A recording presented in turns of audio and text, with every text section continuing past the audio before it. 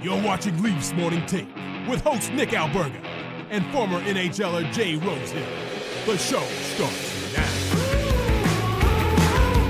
Wednesday edition, Leafs Morning Take, Nick Alberga and Jay Rosehill. You know, Rosie, I was just talking to producer Vic. We have a lot of programming ahead over the next couple months. It's just so unfortunate this Maple Leafs team just couldn't go on a bit of a run here. It's not the kind of programming we wanted, but programming nonetheless. I know it's a thing with the Leafs, man. Covering them is not a bad thing. Imagine just doing a show on like Columbus or something. Like, what the hell would you talk? I guess you dig in deep, but holy smokes, there's always something going on in Leafland. It's funny you say that because maybe I'd say 5 years ago, I was at a crossroads in my career, and I was actually in talks to go do pregame, intermission, and postgame hosting in Columbus. And then looking back, I'm like, Jesus, what would that experience have been like for me? You had to move there? There was conversations about what kind of position it would look like. Didn't get anywhere, obviously, but looking back, I do like Columbus. It's a cool place. I'm not picking on it, but I'm happy I cover the Leafs. There's a story every day. Yeah, no shortage of drama, action, storylines, all that shite. And we're going to bring it to you today. We are. I want to get to this too, and you don't agree with it. We're talking about it off air. I watched two excellent playoff games last night, a bit of both. I had some softball, first game of the season. We won, which is great. But I watched four excellent hockey teams play, and the more and more I watch these teams play in the second round, the more and more I wonder how close the Maple Leafs actually are. You disagree, though? I wouldn't say I disagree. I'm just saying everyone's lighting people up for saying they're close, and I understand why. But in my mind, like, they're not that far from being a pretty damn good team. You look at the calamity of errors that happened in this playoffs, from all the injuries to them just not being able to score. I think they're going to make some tweaks, and I don't think you have to burn it down and start a 4 or 5 year rebuild to get there. That's what I'm saying. I think saying they're close is, gag worthy for the fans when Johnny T says it. But I know he shouldn't say that. He should know better. Like, there's things you think and things you say in Toronto with the media. And it's almost too, why do you think they don't say stuff? Why do you think they give boring interviews and there's no use in listening to the post-game pressers and stuff? Because they're not going to give you anything, because if you give them anything, they'll twist it into whatever the hell they want and just light you up for it. So of course, we're a victim of your own actions, really, in the media. So I was just saying, they're not that far. I know they're not the New York Rangers right now, but for everything that happened to them, their power play and their dry offensive, problems, all the injuries and shit they had, like Wall, Nylander, Matthews. Are you kidding me? And they're a shot away from going to face, Florida, which everyone thought they'd get smoked. Look at everyone's like, Boston's not even a good team. They friggin' smoked Florida game one. Like, I'm sorry, it's razor thin. And yeah, they're not there, but I don't think it's going to take moving mountains to get them damn close. Yeah, to your point, it could be much worse. You have Austin Matthews coming off a 69-goal season. The pedigree speaks for itself. You have Nylander. You have some good pieces. I think it's going to come down to how can you tinker with this roster? What are you going to do with Mitch Marner? There's some other decisions to make, but I understand where you're coming from. I just watch the brand and the style, and I just wonder if the Maple Leafs are even in that ballpark. Having said that, the last 3 games of the season, they showed what they are capable defensively. That could have been the best 3 defensive games of the Sheldon Keefe era in the Stanley Cup playoffs. Like, I'm not kidding. You play that brand more often than not, you're probably going to win in this league in the playoffs. Yeah, the last 3 games were a Leaf team that we haven't seen before, and 2 wins and an overtime loss, where you lost your goalie in the one you lost. And yeah, it's the thing I noticed different. I watch the other series, and I'm watching the games last night. I'm like, you know what the difference is? Like, oh, that's Gensel. That's his 7th goal in 6 games. It's like, oh, really? Like, just imagine we had our stars getting just McKinnon. Oh, you're down. You need that one goal. McKinnon buries one. Like, it's just like they get the job done. You can rely on them. They're there when you need them, and it's not the case in Leafland. And the crazy thing is if you were to come down and like everyone chirps the Shanna plan, you can't put that much money in offensive forwards. You have to have a more well-rounded team. And that's the case for sure. But if you came down from space, didn't know anything about hockey, you'd look and say, oh, well, that team needs a whole bunch of more offensively minded players, based Yeah. on the results. It's insane. But at the end of the day, maybe the formula is not right, the chemistry is not right, and you need different players. And we all know that, what Austin is and what he's capable of and potential there. And Willie speaks for himself with his numbers and his output and his clutch factor. And there's one guy that's out that we've talked about at nauseum. Bring in someone else that can maybe help facilitate getting those big goals, those tying goals, those go-ahead goals, and to get those guys being the players they're supposed to be. I guess you missed it. We have full-on deities, full-on gods in this market. First-round gods, I like to call them. Speaking of which, did you see the draft lottery? I love the conspiracy theorists this time of year. If teams move up and down in the draft lottery, it's bullshit. The NHL has it fixed. And then I had people on the other side saying yesterday, I can't believe there was no change.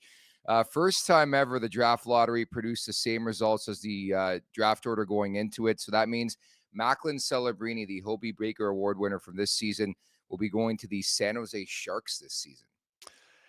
Yeah, I saw that. Good for that organization. They were a dumpster fire this year. And that's what the draft's all about is, if someone's that bad right now, they need a boost and you give them the best player that's available to help, help their organization out. Look what, it's going to do for Chicago with Bedard. And Chicago had the second best odds of getting, imagine Bedard Celebrini, holy smokes. And I don't know, conspiracy theories aside, I think there's like a leaked picture or something like that. They thought, I don't know, man. But, it's good for San Jose. If I was Celebrini, it's almost like you're encouraged to go there and be like, you know what, these guys are in a tough spot.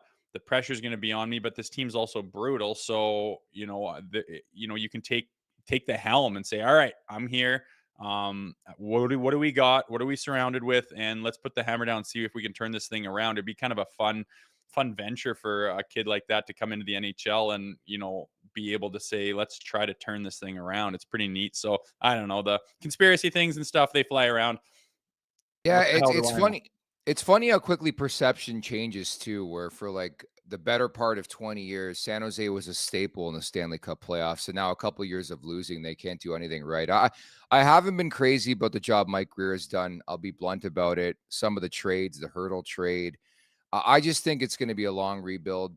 You have Will Smith now, not the actor, the hockey player, and you have obviously Macklin Celebrini. But other than that, I can't name you like 3 or 4 other prospects. Willie Mecklin's another guy. But long road ahead for San Jose. They'll be at the Sphere, and there's conversation we could be at the Sphere coming up in June. Stay tuned for that.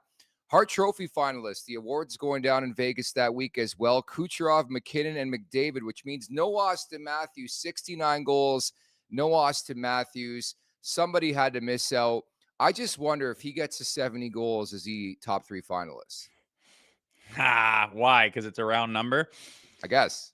Yeah. No, not really. I mean, I think when you're looking at him, just with those other guys, it's not a knock on Austin at all, but just the overall point production, the well-roundedness of the player, the being able to make the plays and score the goals. Like, he was obviously goal heavy, right? So I think that's what kind of shoved him off to the side, is not, having a more well-rounded stat sheet with the assists and the goals. But other than that, that's the only thing I can think of. You gotta shed something out of there. And other guys' numbers were absolutely insane across the board. So it is what it is. I could give a rip about those types of trophies. If a guy's in or out, whatever. I think Austin's got bigger problems to think about and bigger things on his mind. So yeah, I don't put a lot of effort or thought into it. Yeah, he's got to heal from the sickness, whatever. I mean, he's not going to tell anybody what he has, the injury, but he's got to heal from that. And I think you're right on. Like, as a somebody who loves Austin Matthews clearly on this show, I think you look at the body of work of Kucherov, McKinnon, and McDavid, and you can be like, okay, I understand. Like, they had incredible seasons, and that speaks volumes.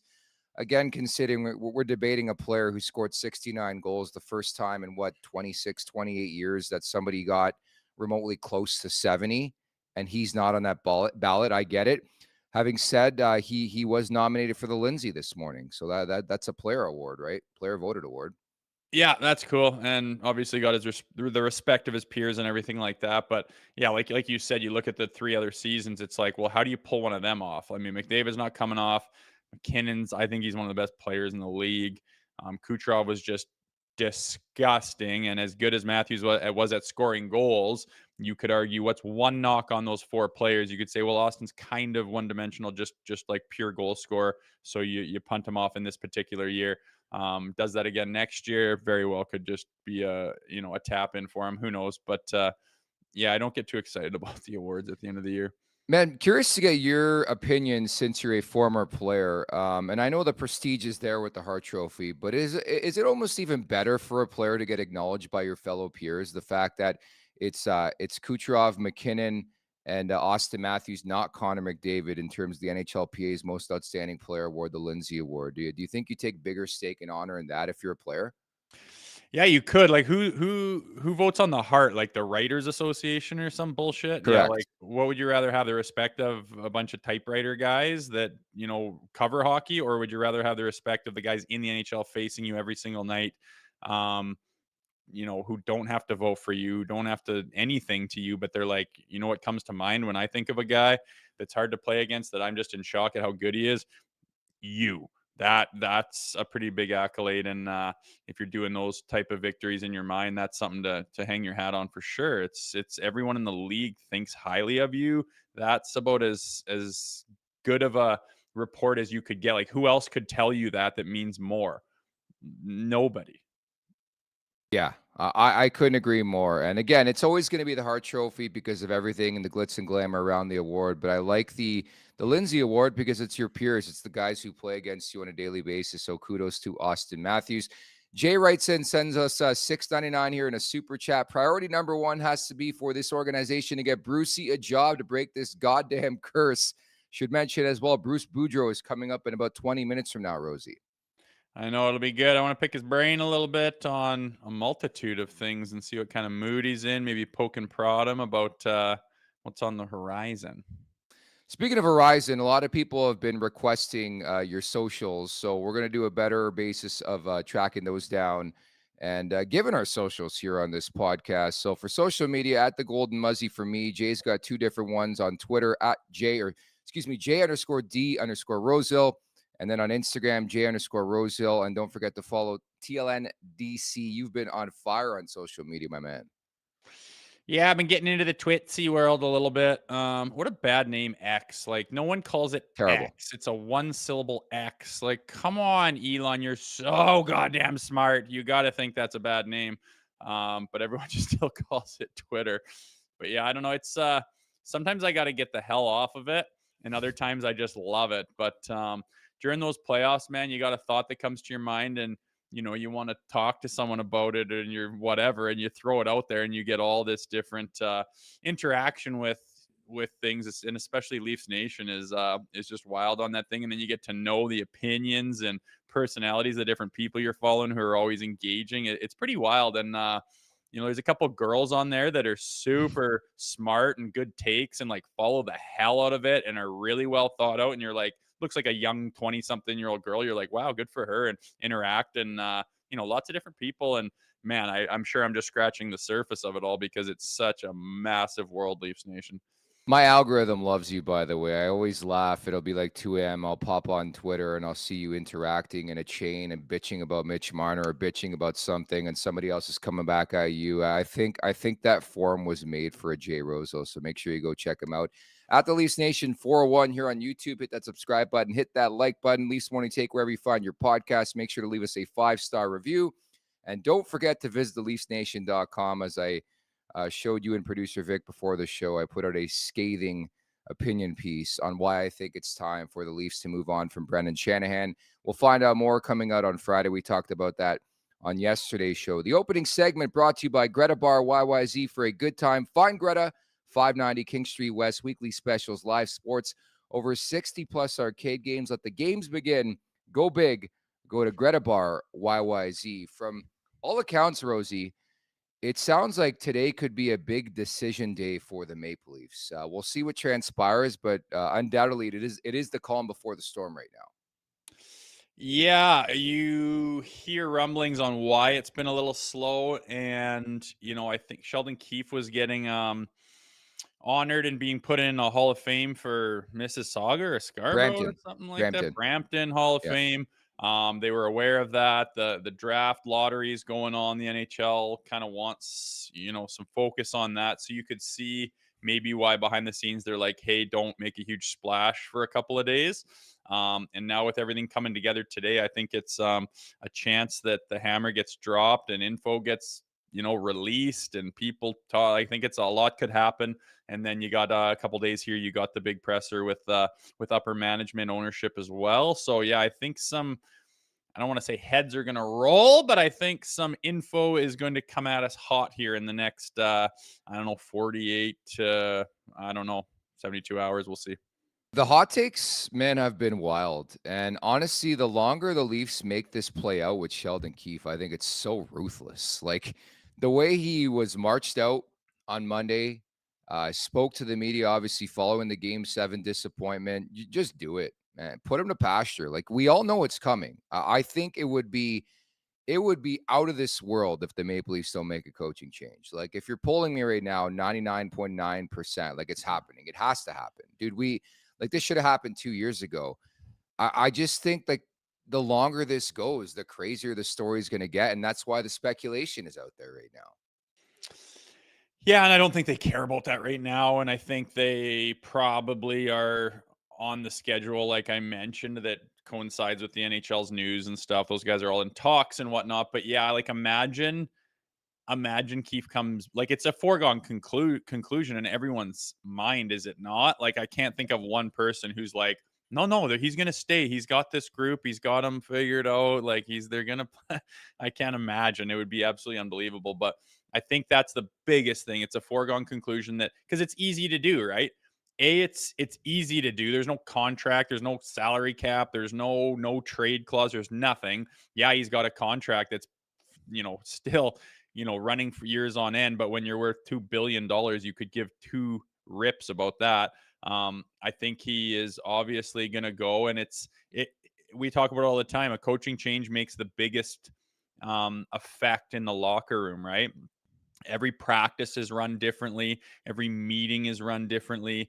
The speeches and the chats and the one-on-one conversations is all from a completely different perspective, and it can completely change the attitude, the outlook, the day-to-day operations of a team. So making a coaching change, and that's why coaches fall on the sword all the time, whether it's their fault or not. If things aren't happening and you don't really have like a tried and true reason on why, but you just need something different to happen, you fire the coach, even if he's got a contract, even if he's a great guy, even if he's had success in the past, whatever. Coaches' heads roll all the time because it's the quickest, easiest way to make a massive change in the locker room. Yeah, it's pretty ironic to me and funny that like we talked about it a couple weeks ago. There's been like 17 head coaching changes or something in like the last year alone. And one of the richest organizations always seems to be the one that doesn't want to do the deed, right? Even dating back to Mike Babcock, if you compare them to other franchises, they don't change their head coach as frequently as one may think. But I think the writing is certainly on the wall. Producer Vic put up a poll here in the chat. Will the Maple Leafs fire Sheldon Keefe? A resounding 86% yes right now, 14% no. That's changed now to 85-15.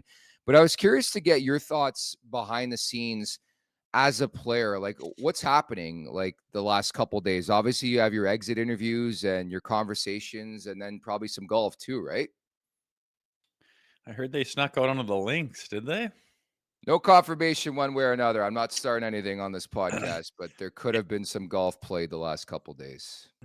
And I don't think it's fair to rip on the players. Like what do you want them to do? Sit on their couch? But you are cognizant of the fact that if you're seen in public, you can go out for dinner and you can do that sort of thing. But like, there's going to be optics to everything. And I don't agree with it, but it is such a scrutinized market that if you're out on the golf course 2 days after the season, and if I'm sure they're trying to sneak in quietly to a private track, but it can be a bad look, and I don't always agree with it. But at the end of the season, it's weird, man. You go to the rink, but like the trainers aren't running around like crazy. The gym's completely empty. The tubs are like emptied and drained, and like nothing's moving, nothing's happening. And it's a weird feeling because you get in there and usually it's like preparation. And now there's just like nothing going on. The trainers aren't working on anybody. Like nothing's happening. Nothing's hanging in the stall. It's just really weird and odd. It's not really that good of a feeling. But you have your exit interviews, and it's all dependent on where you stand with the team, what your contract status is.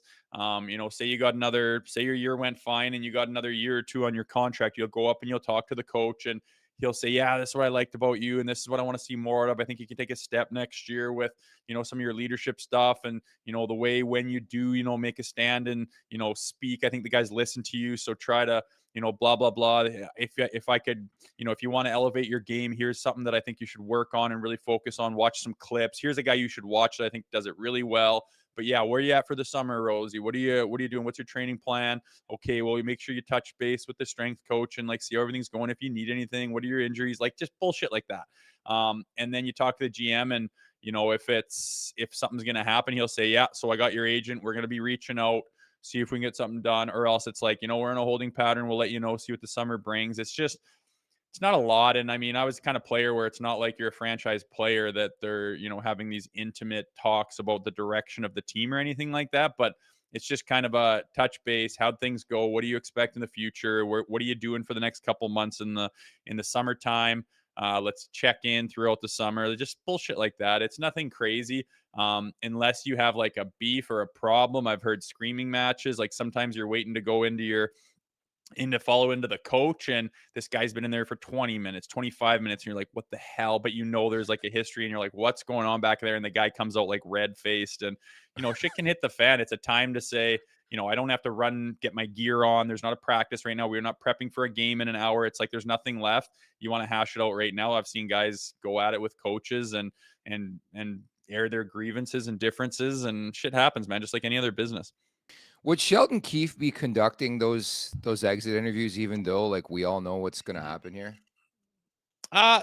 Good question. He very well could. A lot of times it's just general manager. You sit with the general manager, have your exit interview, but a lot of times it is with the coach. And yeah, I mean, whether he's getting canned or not, or whether he thinks he is or not, you can still sit down with the players and they have a relationship. And that might be the last time you can kind of see the guys and say, thanks for everything. And I really appreciate you. I'd love to play for you again. Hey, I love the way your work ethic. You really helped me with the leadership department and the locker room, and last chance to kind of say that kind of thing. Do you think the Leafs are a team that would get in a kicking and screaming match in their exit interviews? Like, do you think there'd be players like, oh my God, what are we doing here? I hate to lose. Do you get that sense? Not really. I think it's just like in that room, there's so much scrutiny and everyone feels it. And when you fail again, you feel it. And you're going to go in there and you're going to go, oh, yeah, hey, I know. It's like that kind of attitude, I would imagine, rather than someone's like losing. Like they're all in the same boat. They've all underachieved. You can point your finger at anybody and it's all, the onus lies on all of them. Like none of them were good enough. So I don't think there's like one guy that's going to stand out being super pissed at the way things were done. I think it's just all kind of like the good Lord, the pressure and the disappointment and the scrutiny is just on all of them. It's fair enough. Just a question I had to ask you as we move forward here in this Maple Leafs offseason. Still can't believe we're here, by the way. It takes hard work and determination to bring home the cup. Luckily, all you need to do to bring home Wendy's rewards points is eat. Just download the app, place your favorite order, and you'll be well on the road to victory. And by victory, we mean free food. What are you waiting for? Download the Wendy's app and start earning on every order today. A conversation I wanted to have was stemming from Monday's edition of 32 Thoughts, the podcast with Elliotte Friedman and Jeff Merrick. And Friedge reporting that the Leafs love Jake McCabe and would love to extend him this summer. Of course, he has 1 year left on his deal. Chicago retained 50% on that trade last year. So the Maple Leafs have him for 1 more year at $2 million. Obviously, he's a bargain. He's going to get more than $4 million a season, which he had in his previous contract. But you like the fit, Jake McCabe in Toronto? Yeah, I did. Jake McCabe's a man. He's not a boy, and he plays like a man. And I like that. And I think they need a lot more of that on this team. I don't know what it is. There's a difference between man and boys these days in the NHL. It used to be you go look at the the late 90s, early 2000s. And it's same with junior. Like, I look at these junior teams, they used to be like these grizzled men with beards. Now they're these little baby boys with rosy cheeks who just like playing on their PlayStation. It's odd. I don't know what's going on with the generation. I'm not, it is what it is. I notice that very strongly. I think a lot of people do. But Jake McCabe is of the former. He is a man back there. He plays physical. He steps up. He can, he plays pretty. He plays pretty well defensively. He can move the puck. He can chip in. On the offensive side, he's not. No one's saying he's your number one guy. So, I mean, I could sit here and everyone's going to go, what about this play? And he wasn't good enough. That, like, compared to who? Like, what are your expectations? He is the slot that he is, the numbered guy that he is. What would you call him? A number 4 guy? Four. That's Yeah. what he is. And he's solid at that. And I would like him back. I think he was an update to the back end. I think he was a guy that you could follow. Some of the big hits and attitude he had towards the physical side of the game. Him and Benoit really transformed this back end and made them, I think they played leaps and bounds better than they have in the past. So I'd absolutely extend him. What that looks like, see what he's looking for. I mean, it's not like a 7-year deal or anything, but maybe like a 3-4 year deal. You'll try to get him at $5 million. He'll try to push for 5.5 or 6, maybe.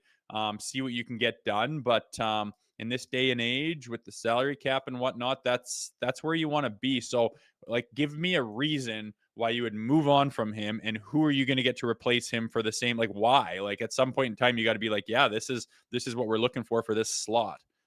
Yeah, firstly, I'm open to the conversation. He'll be 31 on October 12th when the new, assumed extension kicks in. He'll be 32 or just starting to be 32 as that season kicks off.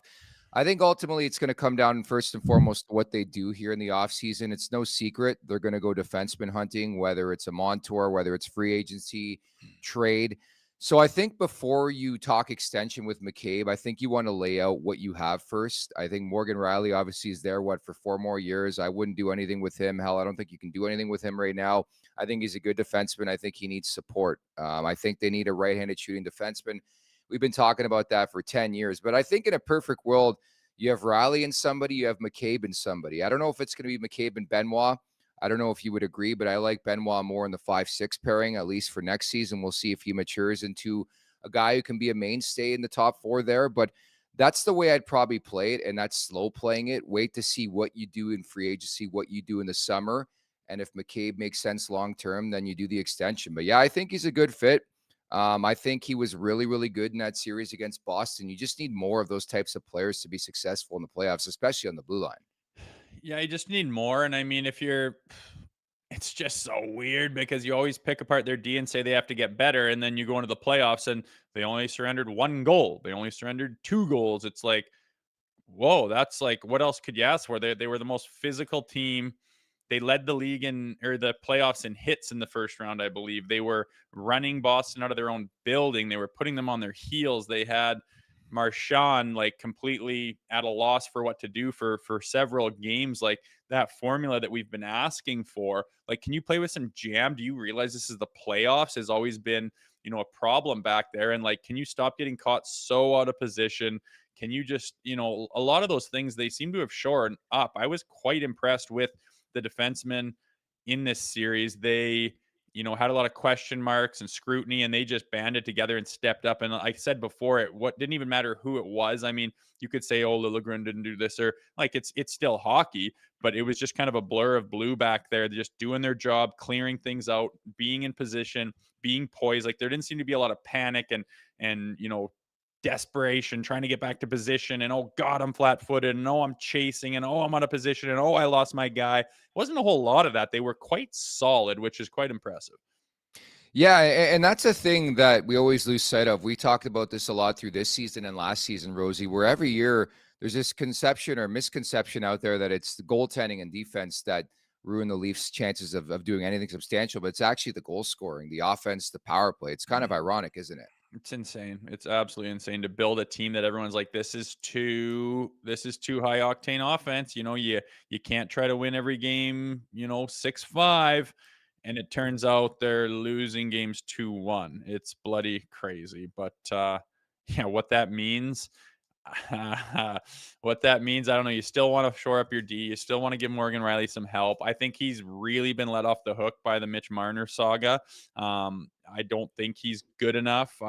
He was good enough. I think he should be better. But like you said, I think he needs help back there. He's not a number one guy. If he could be a number three guy, I think he would flourish. And all of a sudden, you got this deep, nasty blue line. If you can get two studs in there that play above him, and he can facilitate that secondary role, I think he's more suited for that, and I think he would flourish more. But as of right now, yeah, there needs to be some changes made kind of all around. And I think, everything we've been talking about to open up Marner's contract would suit that well. You'd give yourself some room to make those changes. If you re-sign Marner, what are you doing besides running it with the exact same team? You don't have any room to do anything else or make changes. It's crazy, which when people defend him, it's like, well, what do you want to do? He was here this year. It didn't work. Like, what's your argument? No one cares about the numbers in the regular season. There are players that are good in the regular season and dog shit in the playoffs, and he is one of them. So what do you want? Do you want more? Are you happy with those numbers? Are you happy with him getting 99 points in the regular season and being a ghost in the playoffs? Then, go follow the team that he gets dealt to. But that's just not acceptable here anymore. Do you think the criticism is justified for another guy who's been a pillar for this franchise for many years, and that's Morgan Riley? I noticed the guy who's taken a lot of strays from the first round exit is Morgan Riley. He wasn't good. If you recall last year in the first round against Tampa, he was awesome. I didn't think he was particularly good. We talked about it on the Leafs Nation After Dark after Game 7. But do you think it's justified, the heat that Morgan Riley is taking right now, Rosie? Yeah, and like I said, I don't think I think he's kind of gone under the radar with heat based on, the Keefe, conversation and the Mitch Marner conversation. I think he's kind of snuck through the cracks, which I'm sure he's pleased about. But any bit of, strays he does take, yeah,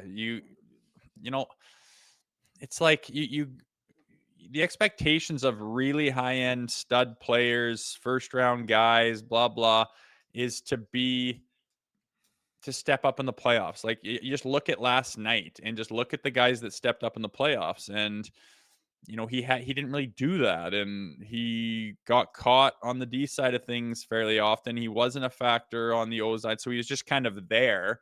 And yeah, if you do that in Toronto with a healthy contract and a shining star on the back end that everyone's looking to step up, and you don't, you're going to take heat in this market. Bottom line.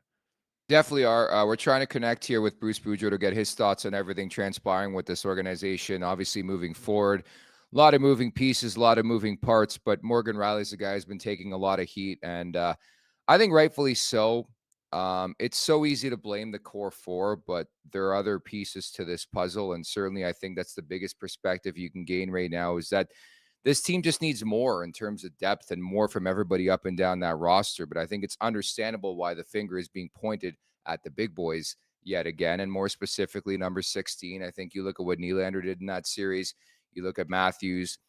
Everybody but Mitch Marner of those four guys had their moment. And that's all you needed was that moment for Mitch Marner, and it just never came, unfortunately. He had that one nice dish, right? Yeah. I don't know, game 5, maybe? Yeah. Something like that. Like, in a 7-game series, you made one nice pass. Sorry. Not even close to good enough. Like, you have to be doing that a couple times a game.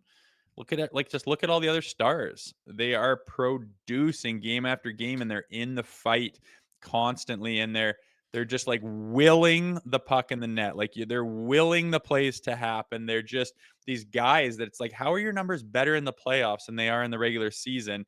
Because you just put the sweat off your brow and wipe it off and just go to war again every shift and just force it to happen. And that's just not in the DNA of Mitch. It's just not. It's not in his DNA. He's one of those boys that I'm talking about. He's kind of more of just a boy. He's not really a man. He's not going to fur his brow and just go to bloody war and just fly in there and force something to happen. He's going to stand back with his eyes wide and hope that, he gets space to make a little play. And if he does, he's capable of making the play. He's a phenomenally skilled player, but just in my mind, I just don't want him on my team for a playoff run. He's just not going to produce anything for you. He's not going to step up. I thought Ray Ferraro had some pretty candid comments on his hit on overdrive yesterday, where he said Marner looked either injured or disinterested, which, again, those are big words from one of the big time analysts in this league. Of course, he stopped by the show about a month ago, but like Ferraro's right there at ringside. I mean, if there's one person who can give that opinion, it's probably Ray Ferraro with the respect he comes with. And that's alarming again, Rosie, when you pay that guy that much money, right? Well, yeah, and Ray would have a phenomenal view. He's board side. You can see, you can see what he's doing during the TV timeout. You can see how he's coming and going from the bench. You can see, what his all his mannerisms are, and those are real things. Like, I'm a big guy on watching facial expressions and body language. I've said that on this show. You can tell a lot about a guy, and you look at Nathan McKinnon. He's just like we're going to work, we have a mission, and Mitch is just kind of like I just don't like anything about those characteristics that he puts out physically. And if Ray Ferraro was right there, he's like, he could say no, like, I know, like, his interviews he comes off like whatever, but no, he's XYZ. And he's not. He's confirming, yeah, this guy is just kind of there, man, which is just another bad look. And it's the proof's in the pudding, man. Like, enough's enough. It's like, how much information and how much proof do you need to say, yeah, this guy doesn't quite have it here? Yeah, and certainly it's a polarizing conversation in this market, what I'm sure we're about to extend to with today's guest. This interview is brought to you by Douglas, named Canada's best mattress on Canadian living. Douglas is loved by more than 200,000 Canadians, and they're backed by over 10,000 five-star reviews. Every mattress order comes with a free comfort sleep bundle, 2 memory foam pillows with pillow protectors, 1 luxurious cotton sheet set, and 1 mattress protector. Order today at douglas.ca/LMT. It's douglas.ca/LMT. As we welcome in the one and only Bruce Boudreau. What's going on, Gabby? Hey, after a little bit of production problems, I'm here. You smashed it. It's so great to see your face. I won't lie. Unfortunate time. Like, I really would have loved to have you on to talk about round 2, but here we are, another first round exit. What was your takeaway from Game 7? You know what? I mean, honestly, I'm not as negative. I thought the Leafs outplayed Boston. I didn't think there was a chance in hell Boston was going to score a goal in the last half of the game. They didn't look like they had any opportunities. The Leafs were in their face, but they had one big blunder, and that was in overtime, where 3 guys got caught doing nothing. And unfortunately, when it's they get caught doing nothing and the other team's best players got the puck, usually something negative happens. Gabby, on it was like a tale of two teams almost in the series. I thought their Game 4, one of their famous no-show stinkers, no effort, no heart, no pushback. They responded with Game 5, 6, and 7. It was like they were a different team. They adopted a different mentality almost, and it was more of a playoff mentality, and they were dominant. What do you think happened in between, Game 4 and 5 to go on that 3-game run where I think they dominated the Bruins? They did dominate them, and they played playoff hockey, quite frankly, and where you're in your face, you're not taking stupid penalties. Games 5, 6, and 7, you didn't see the everybody, let's go after Marchand and take dumb penalties and let them, when you take bad penalties, usually those are the ones that end up in your net. And Marchand had 8 points in the first 4 games and none in the last 3.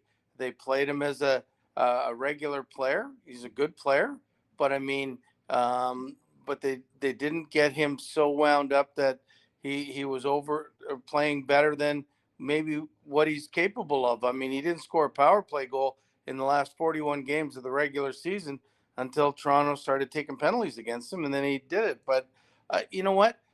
They did what they were supposed to do. They got pucks deep.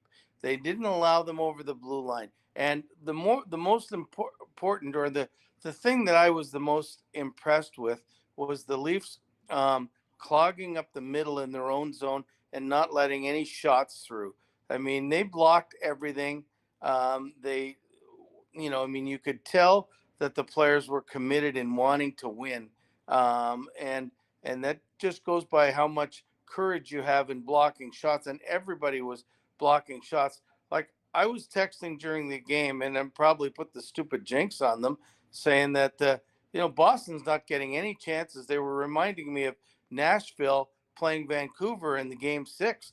There was just no energy to go offensively. And I mean, I was saying the Leafs are a better team. Eventually, they're going to score. Now, Swayman, give him credit, was incredible. I mean, he'd probably, if you had to give the Conn Smythe away, even though right now he'd be like right up there in the voting. I mean, there's a few guys that would be, but I mean, right now he's right there. But the Leafs seem to find ways to lose when other teams find ways to win. And I think that's the most disappointing thing from it that I took. Gabby, pardon my French, the fucking power play. 1 for 21. I've been on the record for the last couple of weeks. I want you running this power play, man. I hope it works out. But what did you see? What would you change? Like, what's your overall perspective of what went wrong for this team when it comes to the power play? Well, I mean, for 5 out of the 7 games, they didn't have their complete power play. I mean, Matthews was missing for 2, Nylander was missing for 3. But I think, when you're playing a team 7 times or potentially 7 times, I mean, it's easy to scout what you're doing on the power play. Now, Boston's very aggressive, and I didn't think the Leafs, I thought they were still trying to be too cute and getting, like, I mean, when you're missing 2 of your best players, we used to call it get back to the bread and butter. Things aren't going well, get back to your bread and butter, which is shoot the puck and get to the net. And when I've seen the Leafs do really good this year, when they're on fire, they play to the inside of the other teams, and they'll get 4 guys down there instead of the normal 3. They'll shoot pucks, and it's popping out somewhere, but the Leafs are always playing to the inside. And I thought they did a lot of perimeter stuff. I thought they were trying to be too cute. I thought their entries were okay. But I mean, shot volume is where everything happens, because if you don't shoot, then the defensive team stays in the same spots. They don't have to move. They don't have to do anything. But if you shoot pucks and then wherever it goes and you beat the team to the puck, then everything starts. That's when you get them running around. That's when you find open guys. That's when the skill comes through.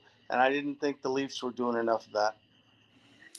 Bruce, guys are taking heat. John Tavares, anyone online that says this team is close, people get laughed right off of their platform. But I mean, when you talk about the injuries, when you talk about Swayman, when you talk about how bad they did dominate them at many points of the series, I'm of the ilk that, like, you know what, that was close. Like, you score a couple of more goals. Like, who could possibly have predicted 1 for 21 on the power play? Of course, they get a Conn Smythe worthy performance out of the other goaltender. Are you more positive than a lot of other people that want to burn this thing down, that they are close and a couple of tweaks could get them to where they want to be? Well, they certainly, to me, were close to beating the Bruins.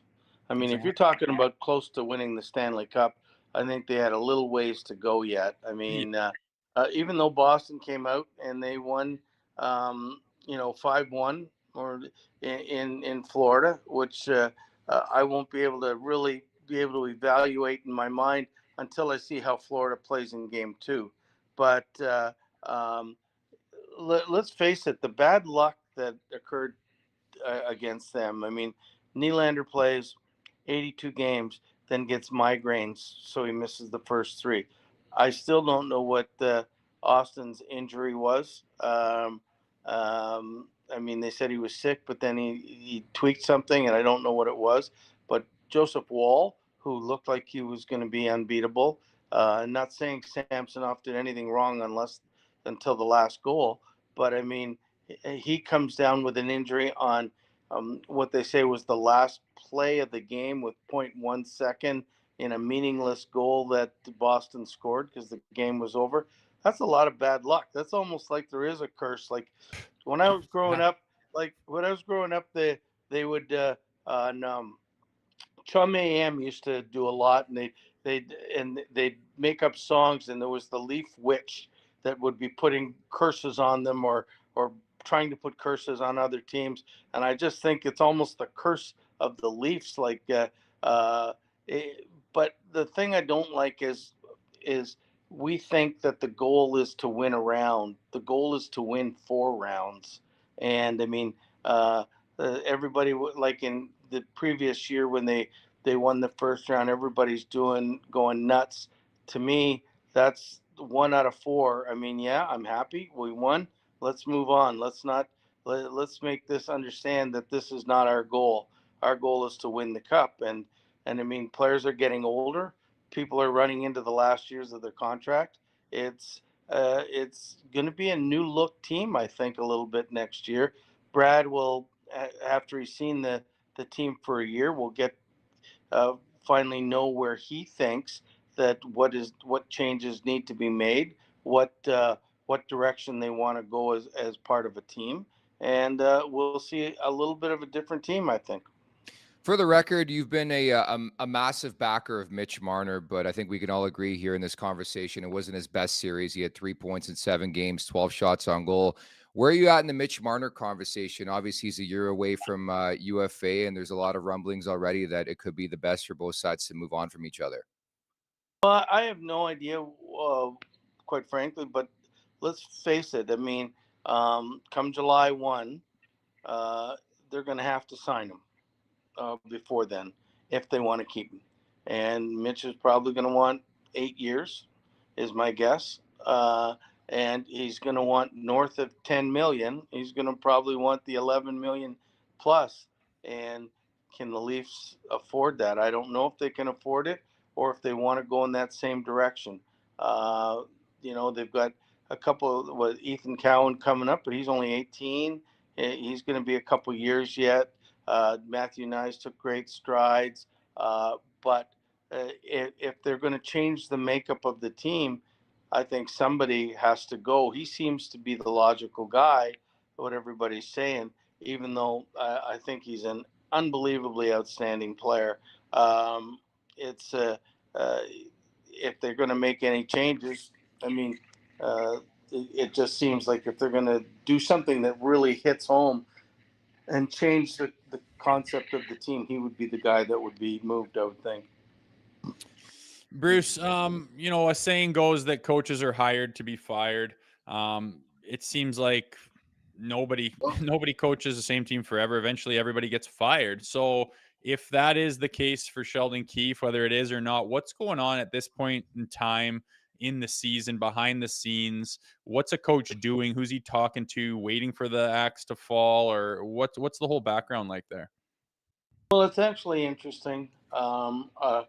The coaches probably already had meetings with management, and management, they said they're talking on Friday. So, I mean, we'll see what happens between now and then. They'll either give them a vote of confidence that we're keeping them, or they will have already made the move if they're not. I mean, the NHL is about winning, and it's not a development league. So, I mean, and in that market, it's and I think Sheldon's done a wonderful job with the team. And you look at his numbers with the over the last 5 years since he took over from Babcock. I mean, is the winning percentages and everything else. But I mean, sometimes you just make a change. I don't know which way they're thinking, but I mean. They've been calling for it every year that the Leafs don't get out of the first round. This might be the year that they make the move. Either way, he's going to get another job somewhere quick, I would think. But sometimes you just have to go a different direction when things aren't working well. Or you're Gabby, finally, great question in the chat. Someone asked, who's responsible for the OT goal from a coach's perspective? Like, what was your breakdown? Was it just circumstantial where a guy like Pasternak made an unbelievable play? No, he didn't make an unbelievable play. His unbelievable play, quite frankly, was pointing to Hampus Lindholm and telling him to shoot the puck off the end boards, because he had way more speed than Marner, who was coming off the bench and that was his man.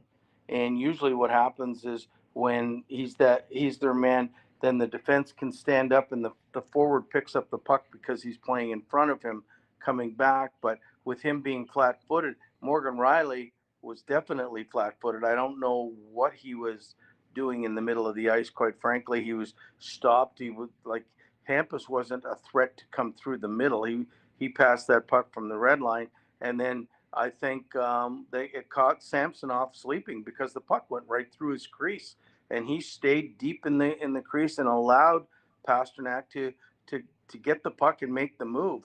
So I mean, I'm looking at all three of those guys.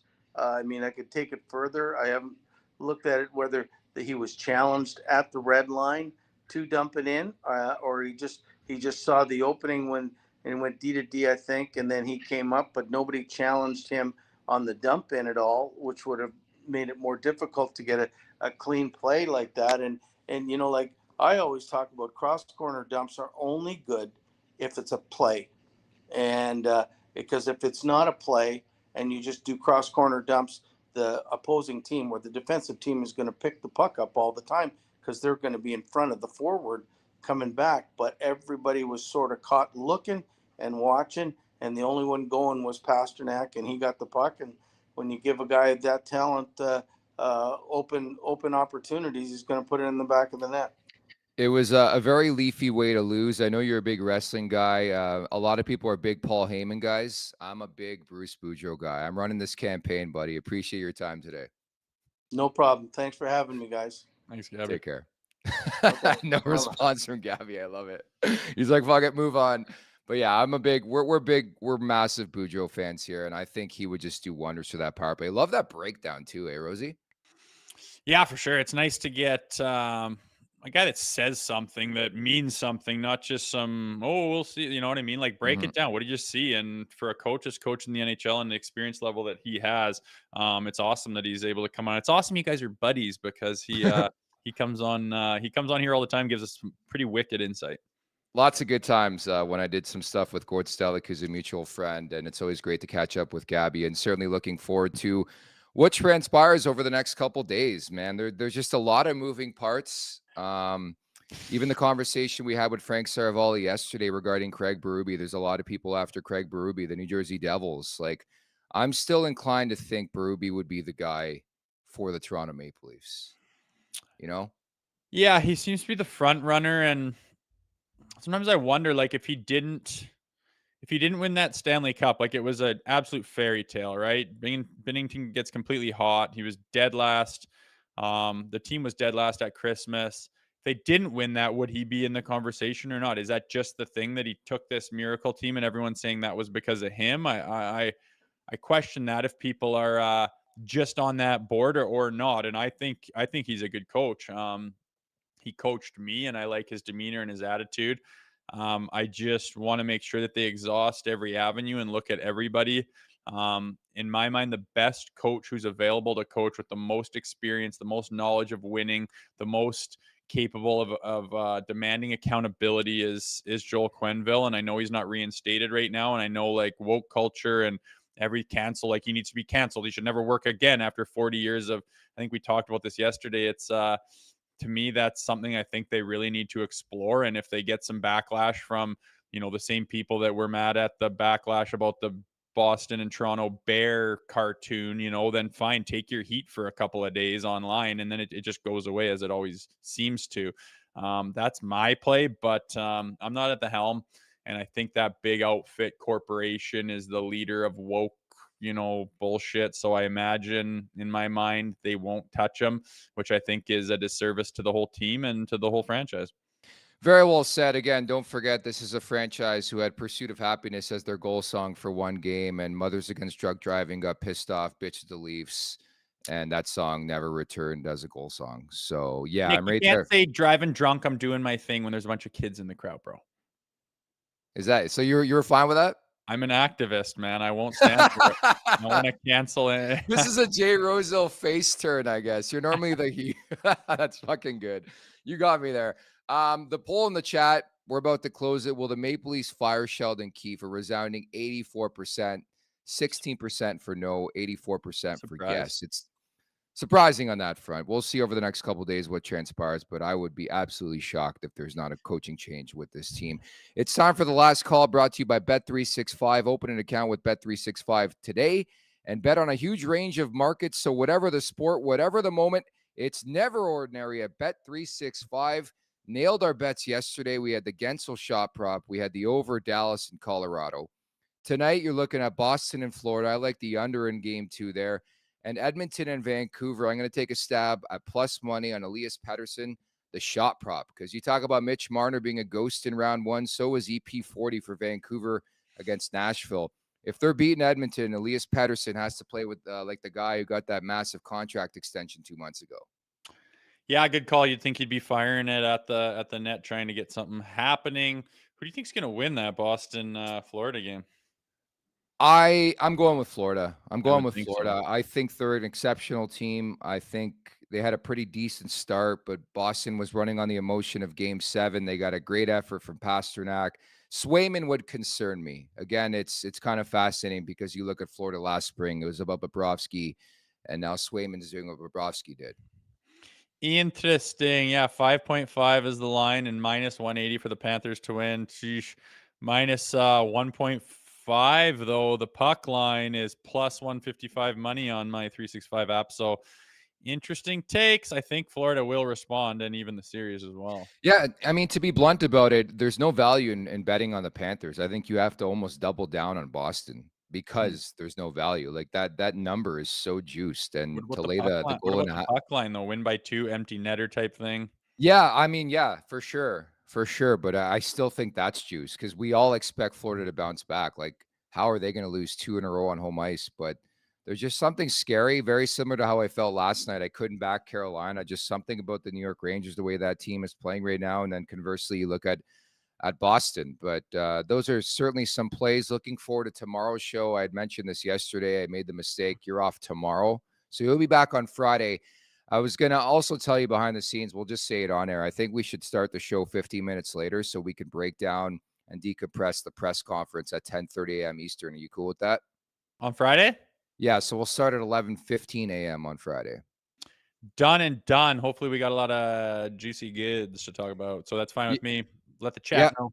Sounds good. Speaking of juicy, Anthony Stewart coming by tomorrow. We're going to have Sid Sixero of Breakfast Television. Good for a soundbite or 2, and we'll get his thoughts on this tire fire. And I will ask in general about the market of Toronto. I don't know how much you catch up on Toronto Blue Jays baseball. Unwatchable. The Raptors are in dire straits. It's just a tough time to be a Toronto sports fan right now. I just give me one championship of my lifetime other than the NBA. I'm so grateful for that. I am a basketball guy, basketball fan. But just give me a Jays World Series or a Blue Jay or a Leafs Stanley Cup, and I'll be good for life. Like, just is that too much to ask for? Well, you're looking down the barrel of one with the PWHL, bro. Okay. All right, Rosie. Great show today, bud. We'll talk on Friday. All right, peace. That's Jay Rosehill. I'm Nick Alberga. Thank you to everybody in the chat at the Leafs Nation 401 on YouTube. Hit that subscribe button. Hit that like button. Leafs Morning Take wherever you find your podcast. Make sure to leave us a 5-star review. And don't forget to visit theleafsnation.com. For Jay Rosehill, I'm Nick Alberga. Also, many thanks to Bruce Boudreau and producer Vic. We'll talk tomorrow. Take care.